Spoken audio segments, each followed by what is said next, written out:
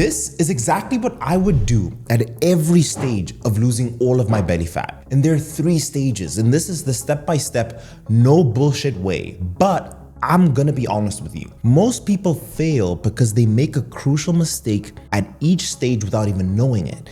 In the past 10 years, I've personally given 2,000 plus people this roadmap. My name is Michael Diamonds. I'm a scientist with degrees in biochemistry and microbiology. I'm a medical doctor, pro natural bodybuilder, and your favorite coach.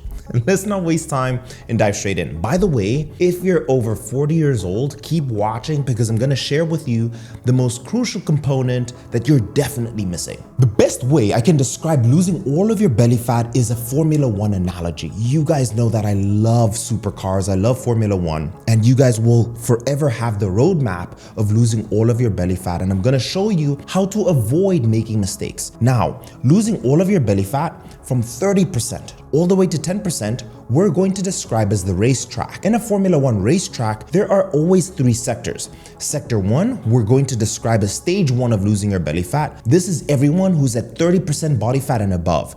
Sector 2 is stage 2 of losing your belly fat. This is everyone in that 29% to 20% body fat range. And then sector 3, the final sector to get to your finish line, is everyone at the 19% body fat mark all the way to 10%. Now, when you're driving this race, you can't skip sectors. You need to go through every sector the right way. And also you need to know the strategy to be able to get through every track as quickly as possible. And I'm gonna share that with you. Now that you have an understanding of how we're gonna tackle this race, I'm going to give you the components of your Formula One car that we need to focus on. We're going into the race, we're starting it off, and we're focusing on sector 1. We need to be able to pay attention to the race fuel. What fuel do we have? It doesn't matter which Formula One car you're driving. You could have the fastest car in the world, but if you're putting in vodka as a source of energy, as a source of fuel, it's game over for you.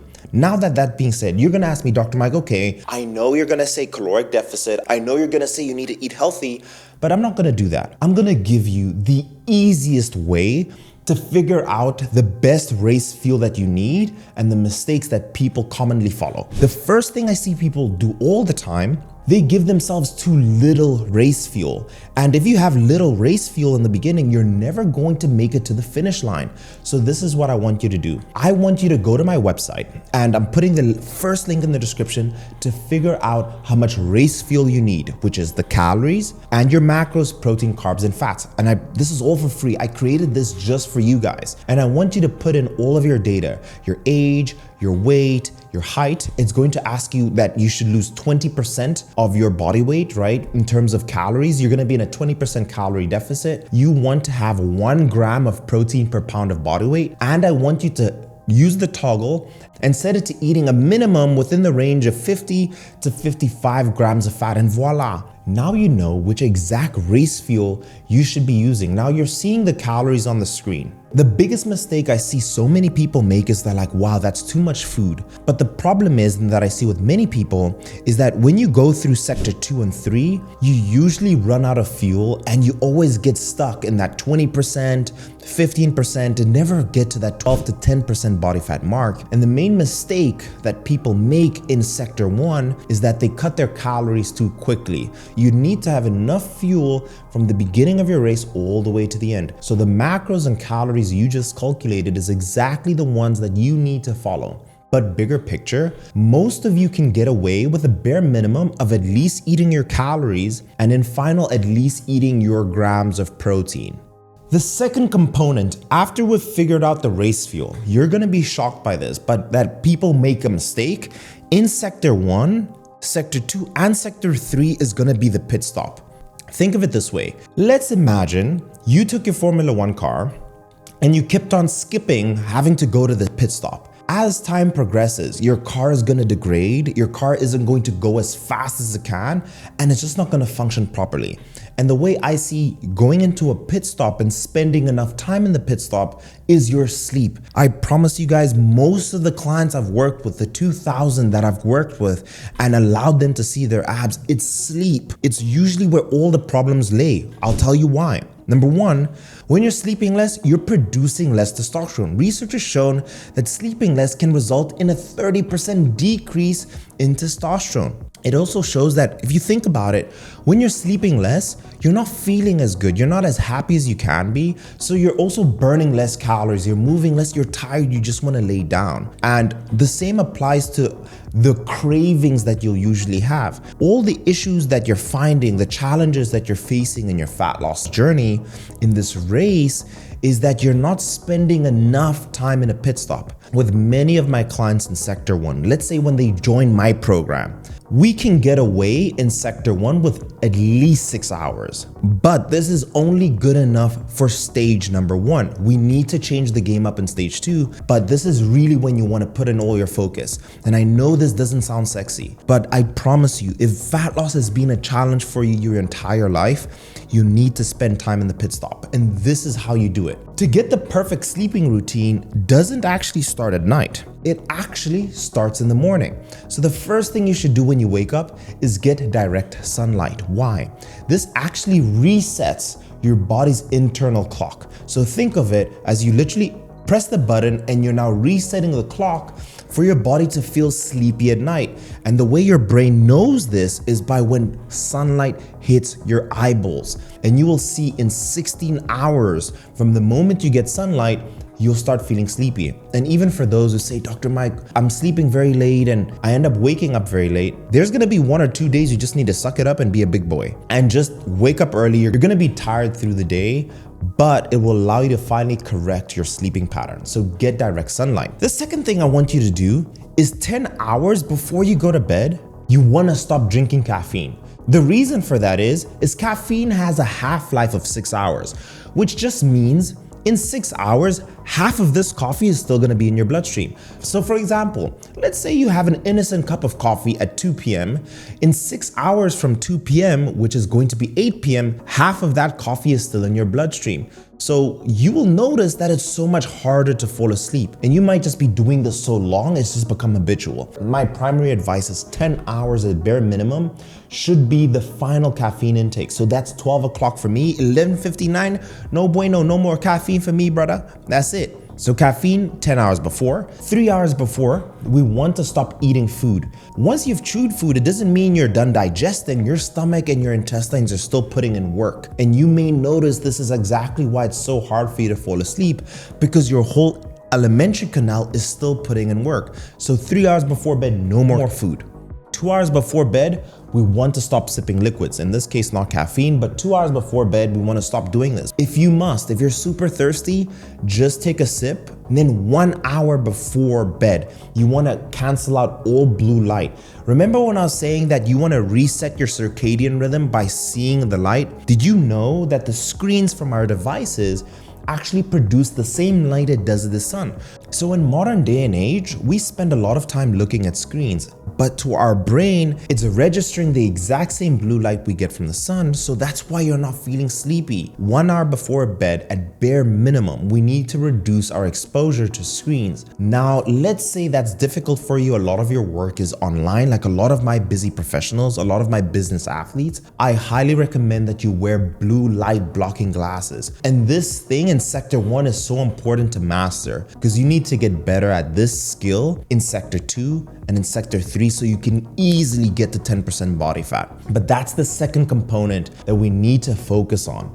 If you are a business owner, you're an executive, you're an entrepreneur, and you want to work with a team of doctors who are the very best, who can get you from that 30% to 10% guaranteed, I invite you to apply to work with me and my team at Sculpt by Science to become a business athlete. I will say we are expensive, and if you don't want to invest, that's fine. Just watch all my videos, the information's there. But if you want us to hold your hand, fill out the application. It's the first link in the description. But let's move on into the third component out of the 5 that I believe you need to follow. Muscle isn't just looking good, it's actually the size of your engine. This is exactly why it's so much easier for men to lose fat compared to women. Men just have a larger engine size naturally. With that being said, we need a minimum of 3 training sessions per week. And from the 2,000 people I just described, most of them average that 4 to 5 training sessions per week, but you can see amazing results even training 3 sessions per week. But of course, I'm just not gonna tell you guys that you need to train 3 sessions per week. I'm gonna give you the format. I'm gonna put in the link of this description. the training program that you need to follow if you want a 3-day, 4-day, 5-day training program. And before I continue, let me know in the comments down below, because I've been giving this to you guys for over a year. Have you guys used my free training program already? If yes, let me know what results you've shared, because I think that will inspire people to say, you know what, Dr. Mike's giving this to me for free. Let me see what effect it has on my body. So I'd love your feedback. And with that feedback, I'll create so many more free resources for you guys, because I truly believe I am your coach. Even though we may not be working together right in person, I still want to give you the advice so you can win. So let me know in the comments section down below if you've used my training program, and if you've downloaded now, just because I've told you, just let me know, hey, I got it, Mike, thank you for that. It's linked in the description, simple to get. So in sector 1, these are the 3 main components we should focus on.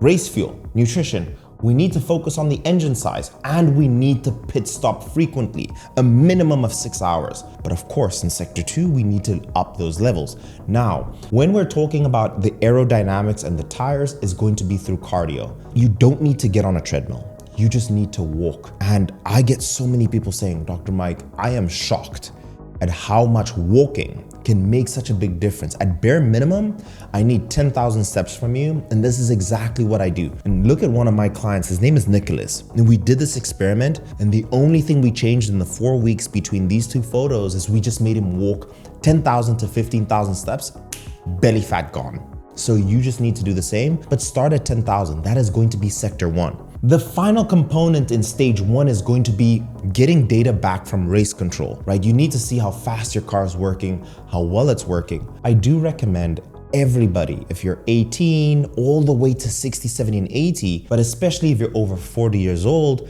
to get your blood work done. Why? It is important to know what's happening under the hood. Are there any of the components in your engine that's not working properly? And I'm talking about your testosterone levels.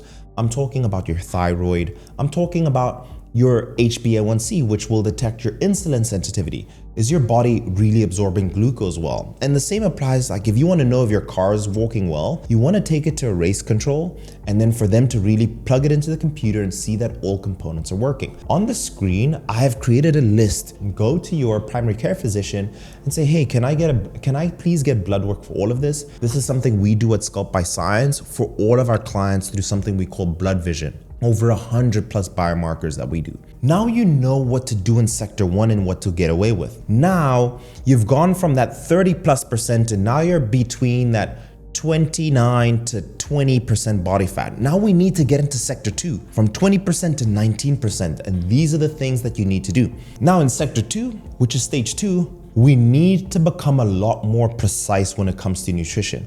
So many people come to me all the time and saying, Dr. Mike, I lost the first 10 to 15 pounds and then I got stuck. And the truth is, if you want to get a faster car, you just need to be very specific with the quality of the race fuel that you're putting in there.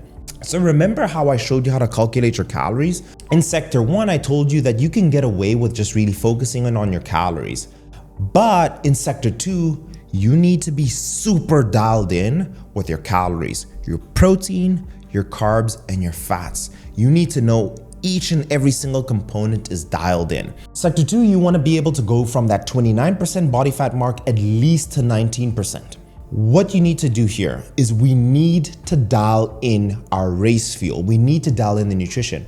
So you could get away with just focusing on your calories and your proteins in sector 1. In sector 2, we need to dial in, especially when we get to sector 3, so we can get to 10%. The macros on the screen, you need to dial in your calories, your protein, your carbs, and your fats. So this is a secret strategy that I love doing with all of my clients. You have your calories. What I recommend is using apps like MyFitnessPal, free app, Lose It, free app. You can use Macro Factor, which is from Jeff, and dial in and really track that you hit your exact protein, exact carbs, and exact fats. And all I want you to do is for one whole week, eat the exact same foods. I'll tell you why. Number one, it will reduce variability. It will reduce you making mistakes. So track on a Sunday evening, spend 30 minutes and track everything. And then eat the same food Monday all the way to Saturday, and then just see what your weight does. But in my experience, the fat comes melting off when you go from 29% all the way to 20% when you're eating the exact same foods and you're eating a meal for performance, a meal that you enjoy, and a meal for balance. So for me, for example, when I easily got all the way to 10%, these were my 3 meals. The first meal I would eat is a chicken wrap, 4 wraps every single day, and this made me feel like I wasn't on a diet. It felt like I was eating tacos and it was so enjoyable, but I added healthy veggies in there. I was eating chicken breast for my protein source, and then the wraps was my carbs. My second meal for performance was steak, grilled steak, the sirloin, and I was also eating pumpkin.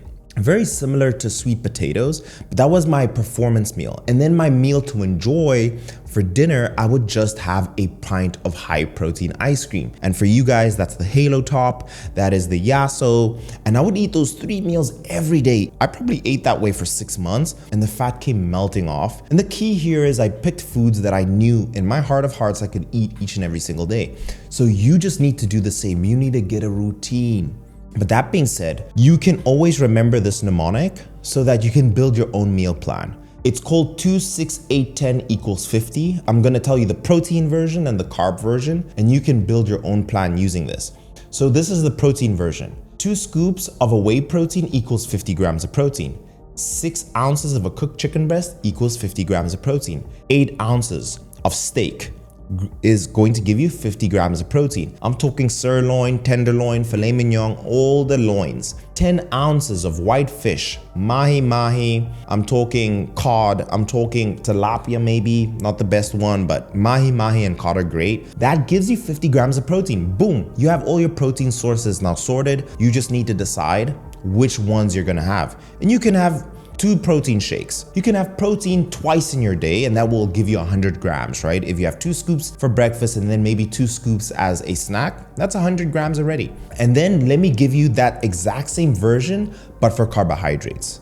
2 cups of cooked rice is going to give you 50 grams of carbs. 6 ounces of sweet potato, 50 grams of carbs. 8 ounces of pasta, 50 grams of carbs. 10 ounces of oats, 50 grams of carbs. Now all you need to decide is, okay, which proteins and carbs am I gonna pair with each other? Since you guys have been watching this far, I am also going to give you a free 21-page recipe book because I want you to win. I've linked it in the description. All I ask in return is just hit the video with a gentle thumbs up and let people know, hey, watch till the end, because I always leave amazing dimes for people in these videos and I'll always leave amazing gifts for you guys because I want to see you win. But now we know how to have better race feel because now we've really dealt with the components. The second thing is, yes, we need to spend more time in pit stop. 6 hours isn't going to cut it. We need to improve our testosterone. We need to improve our growth hormone. We need to also start controlling our hunger, right? Because if you're in a deficit, you're gonna get hungry. And if you're feeling hungry all the time, it's very likely because you're not sleeping enough. Or if you just notice you're not losing fat as fast, the reason for that is when you're sleeping less, your body actually prioritizes burning carbs instead of fats as a source of energy. And that's why you may be realizing I'm working really hard, but I'm not losing as much fat as possible. And this is a real thing. In science, we call this a respiratory quotient, an RQ. And an RQ that's closer to 1 means your body's relying on glucose as a source of energy. When you're sleeping enough, you can have a lower RQ level and your body can easily tap into fat stores as a source of energy. That's why people in sector 2 make this grave mistake where they're like, I'm gonna do more cardio and I'm gonna cut my calories more to lose more fat. But the reality is that their body isn't burning fat efficiently already in sector 2 because they're not sleeping enough. We need to really focus on shifting from that 6 hours of sleep to the 7 hours. And I say this to my clients all the time. Hey man, if you're at 6 hours, I just want to get to 6.5. If you're at 6.5, I just want to get to 7 hours. And the best way to improve your sleep is just look at what are your pitfalls. Are you going to bed less? Are you not spending enough time in bed? Or are you just waking up early? You just need to pay attention, and things like an Apple Watch or a Ultra Human Ring can really help you detect what mistakes you're making with your sleep. So I highly recommend spending time and just focusing on this. And this is my honest, hand on heart advice to you. Don't focus on doing more cardio. I highly recommend actually spending more time with sleep. So let's switch gears and actually talk about our aerodynamics entire strategy here. So I did say let's do 10,000 steps in sector 1. In sector 2, I want you to be in that 12,000 range, right? I want 2,000 more steps here. And again, I'd rather you sleep more than do formal cardio on a machine. I know you really want to do more cardio, you want to burn fat. All of our brains are hardwired to work hard and not smart. It's all about working smart and not hard. Now let's talk about the engine size. You can start focusing on moving to 4 sessions at bare minimum in sector 2, help you build a little bit more muscle tissue. By now, you definitely need to look at your blood work, especially with individuals over 40. The common things I see are the following. For example, with my mom, when I saw her blood work and I saw that she was diabetic, all that tells me is that her body isn't efficiently using glucose, right? So when glucose is hanging around in the bloodstream a lot more, your body has to store that as fat. So what can you do to reduce glucose in the bloodstream? In sector 2, with the nutrition, what I did with my mom, for example, is we focused on more whole foods. Whole foods typically, especially the carb sources, have a thing called a lower glycemic index. It's just a sexy way of saying, hey, this will spike your blood sugar a lot less. On the screen, I'm showing you all the low glycemic index foods that we used with my mom that helped her be able to improve her insulin sensitivity, and she lost fat a lot quicker. That's all I'm going to say about blood work in this section. Now, let's say if you're a man over 40 years old, it's also common to have lower testosterone. The big fix, the natural fix for most people to improve your testosterone is to decrease your body fat percentage. So you're in the right way. Now, let's move over into the most important sector. We want to win this race. That's sector 3. And this is going from that 19% body fat mark all the way to the 10%. Here, engine size. I want us to be at least training 5 times a week. The form I like is upper body, lower body, push, pull, legs. This is in the program that I've just given you. At this stage of losing body fat, we are highly reliant on your muscles burning a lot of calories. Number 2, what we really need to focus on in sector 3 to be able to win this race. Winning smart is about sleeping enough and getting 7 hours minimum. You will not get to 10% body fat sustainably. You can, maybe you start doing crazy amounts of cardio, which is our tire and aerodynamics, but you can't do that the rest of your life. So pit stop, we need to be there 7 hours minimum. You won't be able to stay in sector 3 if you cannot get 7 hours minimum. Now, let's talk about our tires and aerodynamic strategy. Ooh, this is my secret that I'm giving y'all. When my clients are doing 15,000 steps, they cook. They're going they hit the finish line first. You need to get that 15,000 step mark. I can understand why people say it's so hard to get 15,000 steps, but you're thinking about it all wrong. You just need to make walking part of your lifestyle. I always tell my clients, guys, there's no point in sitting on a desk for a full hour. For the last 5 minutes of an hour, stand up, go for a walk, maybe go downstairs, maybe go to the bathroom, maybe go get some water, but walk for 5 minutes. So example, for your 9 to 5, I want you to walk at 9:55, 10:55, 11:55. And if you do that for the next 12 hours, voila, you have 6,000 steps. Remember, 10 minutes of walking equals 1,000 steps, and you make it part of your lifestyle. The same with being in the gym. I see it all the time. Instead of being on your phone mid-set, I want you to walk between every set. In a good exercise protocol, every workout has 20 total sets. And between every set, you need 60 seconds rest, which means you have 20 minutes of rest in your workout. So that means 20 minutes equals 2,000 steps. So you've already gotten 6,000 steps. In the gym, you're already at 8,000. And then you can walk before your workout as a warm-up, maybe 15 minutes, that's 1,500 steps.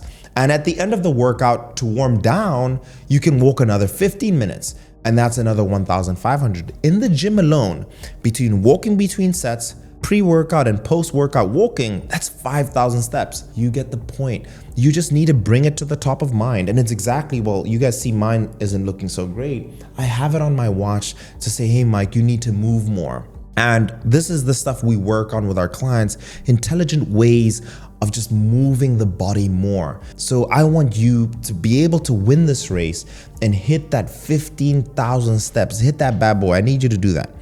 Now, sector 3, talking about race fuel. At this point with your race fuel, you need to be very specific. The common mistakes I see people make is the sauces. Your brain wants to put more sauce on your food, it's putting too much oil, so you need to have everything dialed in. We want to be using a food scale. We want to be eating the same foods consistently. The skill I teach so many people is precision. My clients at this stage have mastered the skill of knowing exactly what they're putting in their body. Eating out every weekend and, being unsure of what meals you're eating, this doesn't work in sector 3. You need to be super specific. At this stage, you probably need to think like a bodybuilder. So in sector 3, right, it's going from 19% to 10%.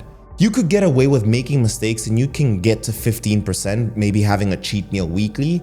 From that 15% to 10% mark, maybe the cheat meal needs to be every 2 weeks, but your race fuel needs to be very, very dialed in. Every gram of every food, you need to know what's going into your body. And some may say, Dr. Mike, that's not sustainable, or, that's not a good lifestyle. This is the advice I want to give you guys. Experience it for once in your life. Just see what it looks like to have your six-pack and abs and see what it takes. And then make a decision on your own. Don't listen to other people who've never been there, number one, or who made all the mistakes that I just described to you. But your race fuel needs to be dialed in. And then finally, we need to talk about the pit stop. Here, you can survive at the 7.5 hours to 8 hours of quality sleep every night. At this stage, for sector 3 to win the race sustainably, you need to be at 7.5 to 8 hours of consistent sleep.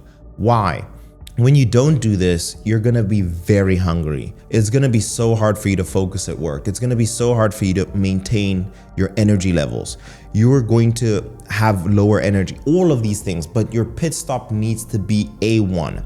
These are the 3 sectors, these 3 stages of losing all of your belly fat. That is the entire process. It's all about becoming a higher version of yourself. It's all about getting 1% better every day. So maybe all of this sounded complicated, but if you just start in sector 1 and you just say, hey, my goal is just to become 1% better every day, you will finish this race and you will win the race, right? You're racing against yourself and you're challenging yourself. I'll leave the video here. If you guys did enjoy this kind of video, leave it with a gentle thumbs up. If you want a more detailed how to calculate your macros, all of that good stuff, watch this video here. I'll see you guys in the next one, and I'm rooting for you to finish the race. Cheers.